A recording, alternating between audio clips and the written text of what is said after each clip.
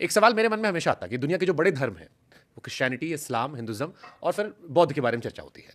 अब बौद्ध मूल रूप से भारत और नेपाल की साझा विरासत है, यहाँ से शुरुआत होती है। लेकिन भारत में हम सिर्फ राजनीतिक बौद्ध देखते हैं, जो दिन रात मेरे सरनेम को लेकर मुझे गालियां देते रहते हैं कि तुम शुभंकर मिश्रा हो, तो तुम ऐसे ऐसे ऐसे ऐसे होगे। भारत में बौद्ध धर्म क्यों खत्म हो गया? कि एक जमाने में सुनते हैं कि बड़ा विस्तार हो गया था और मूल विरासत भारत और नेपाल की है, हिंदुस्तान में नहीं है, चाइना में फैला हुआ है, जापान में है, दुनिया के कई और देशों में है, यहाँ क्यों गायब हो गया? आप तो आपने दुनिया देखी है, शायद आप बेहतर समझा सकते हैं। आप साइंस के विद्यार्थी रहे, हम्म, आपने 11th में एक शब्द पढ़ा होगा, रेफरेंस फ्रेम। रश्मि गैलेडी की किताब में आता था। तो हमने समझा रेफरेंस फ्रेम क्या, गुरुजी ने हमें समझाया। रेफरेंस फ्रेम मतलब आप जहाँ हो, उस काल, उस स्थान, है ना, और उस वातावरण के हिसाब से उस चीज़ की व्याख्या करें। जैसे भारत का इस्लाम सऊदी अरब के इस्लाम से अलग है, लोग अलग है, एक जैसा नहीं है, बिल्कुल अलग है। हमारा एक दोस्त है, वो मुसलमान है, उसकी वहाँ इस्लामिक टीचिंग्स की प्रीचर है, जो भी उर्दू में उससे कहते हैं। वो एक दिन उसके घर पे आई थी, वो अलग फ्लैट में रहता था, रात को पार्टी हुई होगी शनिवार को, बियर की बोतल पड़ी थी, गंदा बंदा उसका बदबू मार रहा था फ्लैट। तो उसकी माँ उपदेश दे के आई थी मस्जिद से, जहाँ से जाते हो। उन्होंने कहा कि नालायक है तू, ऐसे रहता है, गंदे तरीके से रहता है, तू पिछले जन्म में कुत्ता रहा होगा। तो उसने मजाक में कहा हल्की उम्र में कि अम्मी पिछले जन्म में कहाँ कुत्ता, पिछला जन्म तो हमारा होता ही नहीं है, अब तो सुबह तो उपदेश दे के आई हो, मुझे पिछला जन्म बता रही हो। तो बोली मुझे पता नहीं, पर तो रहा होगा। इसका मतलब क्या है, अम्मी बेसिकली हिंदुस्तानी है, इस्लाम मानने वाली हिंदुस्तानी है। तो हिंदुस्तान का बौद्ध धर्म अलग है और विश्व का बौद्ध धर्म अलग है। हिंदुस्तान का बौद्ध धर्म हमारे संविधान निर्माता बाबा साहब अंबेडकर की व्याख्याओं के बाद बहुत परिवर्तित हुआ। और जो आप कह रहे हैं मुझे गाली दी जा रही है, इसे ध्यान से देखिए शुभंकर, दलित का जो कष्ट है, दलित का और स्त्री का जो कष्ट है, वो शुभंकर मिश्रा होकर नहीं समझा जा सकता, सहमत हूं मैं। विश्वास कुमार शर्मा होकर नहीं समझा जा सकता। हमें पता ही नहीं है स्त्री का कष्ट, आपको पता ही नहीं है। जो आपके साथ काम करने वाली बच्चियां हैं, इनसे कभी खुले मन से पूछिएगा, इन्होंने बचपन से जो निगाहें सही हैं, बचपन से जो चीज़ें सही हैं, इन्होंने जो स्पर्श सहे हैं, इन्हें जो लिजलीजे प्रस्ताव इन्होंने देखे हैं, उसने इनकी प्रतिक्रियाओं को गढ़ा है।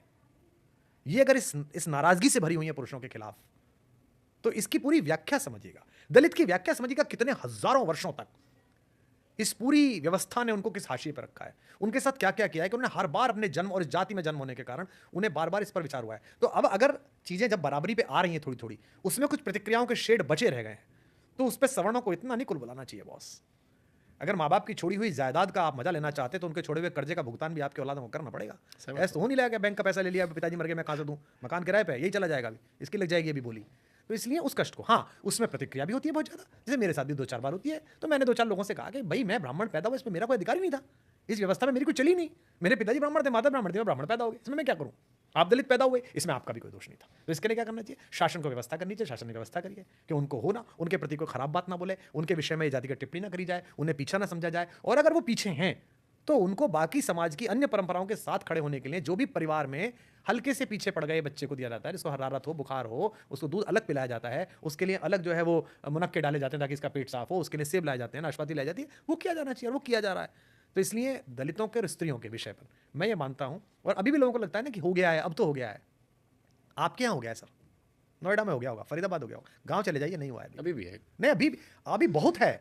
और वो कैसे होगा? वो सरकारों से नहीं होगा, वो समाजों को इनके विषय में सचेत होना पड़ेगा।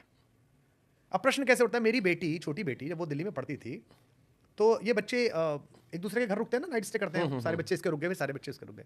तो एक दिन किसी बच्चे क्या रुकी होगी, वो 7th-8th में पढ़ती थी शायद, या 8th में पढ़ती थी। एक दिन मुझसे आके पूछा, उसने कहा पापा ये एसटी क्या कास्ट होती है?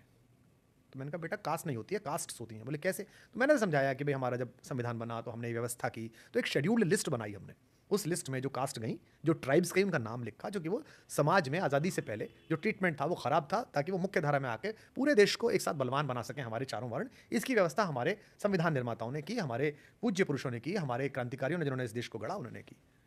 तो वो पीछे थे। तो बोली पर पापा मैं ईशानी के घर गई थी, पर वो तो हमसे भी बड़े घर में रहते हैं, उनके पास तो हमारे से बड़ी कार है, अंकल आंटी तो बहुत बड़े बड़े सॉलिटर पहनते हैं। तो मैंने कहा बेटा वो अभी पहनते हैं, उनसे 3 जनरेशन पहले नहीं पहनते थे, 2 जनरेशन नहीं पहनते थे, फिर ईशानी को क्यों इसका वो मिलना चाहिए, लाभ मिलना चाहिए? ये क्वेश्चन है उसके मन में आया है। लेकिन ईशानी का परिवार एसटी नहीं है, एसटी तो बहुत है, ईशानी का परिवार ही एससी नहीं है, एससी तो बहुत है। तो उसमें थोड़ी सी कमियां होंगी, थोड़े कॉम्प्लिकेशंस आएंगे बॉस। लेकिन जैसे कहते हैं ना कि इतने पत्थर मारने के बाद आप पे ज़रा सी धूल उड़ी और आपके कालीन गंदे हो गए, ये थोड़ी सी रिएक्शन चल रही है, ये खत्म होगी, ये खत्म धीमे धीमे होगी। जिस दिन भरोसा बैठ जाएगा मनुष्यता के एक पूरे वर्ग को व्यवस्था ने, जो कि सनातन धर्म की नहीं थी बॉस, फिर कह रहा हूं, जो 1000 साल इस देश में संस्कृतियां आई, उन्होंने जाति बनाई, हमारे यहां नहीं थी जाति। सनातन धर्म में कोई जाति इस तरह की नहीं थी, कर्म के कारण थी। चातुर्वर्ण मया सृष्टि गुण कर्म विभागशः, गुण और कर्म के कारण थी। आप इसलिए नहीं कि आप मिश्रा जी के लड़के में इसलिए मिश्रा हो गए, नहीं जी, पढ़ोगे लिखोगे, दान देना दान लेना, विद्या देना विद्या लेना, यज्ञ करना यज्ञ कराना, 4 काम होते हैं तो ब्राह्मण हो, नहीं तो नहीं हो, दूसरा काम करो। तो ऐसे व्यवस्था थी, रूढ़ हो गई जैसे भी हुई, अब उसे सुधारना मेरे आपके जिम्मे है, पीढ़ियों के जिम्मे है। और मैं आशा करता हूं कि अगले कुछ वर्षों में इस देश में ऐसी चेतना का संचार होगा कि हम इस प्रसंग से बाहर निकल पाएंगे, समरस भाव से हम जी रहे होंगे। सामाजिक विषय पर आपने बिटिया का एग्जाम्पल देके बहुत गहरी बात समझाई है। ये चर्चा काफी सोशल मीडिया पे चलती है।